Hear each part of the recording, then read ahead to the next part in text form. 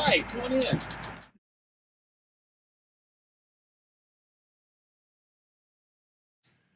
One of my favorite exhibits here in the museum is the museum or the exhibit of the old Allen racetrack, which was a horse racetrack built here in 1910.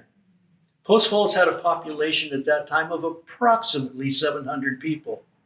But the grandstand of this racetrack held 5,000 people, and they literally packed it every day. Thanks to the electric train that brought people into town and took them back, because there was not a lot of road travel in those early days. The buildings burned down in about 1929.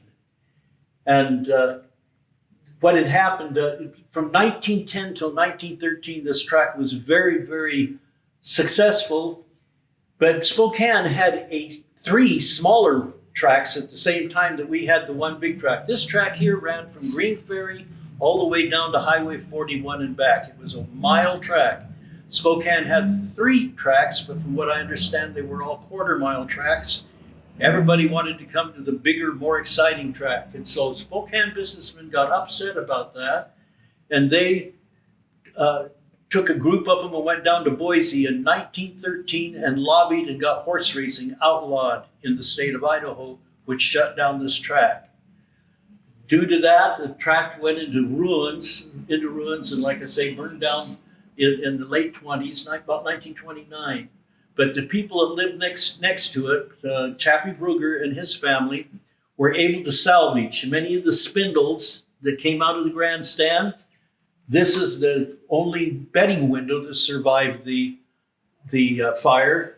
And underneath it, you will see two cast iron toilets that burned, and all the wood parts burned off of them. So all that's left was just the base pedestal of the toilets. Chappie said that he wanted to put one on each side of his driveway and put flowers in it, but he never got around to doing that. Grandstand, like I say, it held 5,000 people. And if you can see the pictures, the grandstand is quite a impressive building when you think that in 1910, they had a building that was that huge, and Post Falls in 2020 doesn't have a building that imposing, I think. So that is pretty amazing for our town in 1910 to have that imposing a track.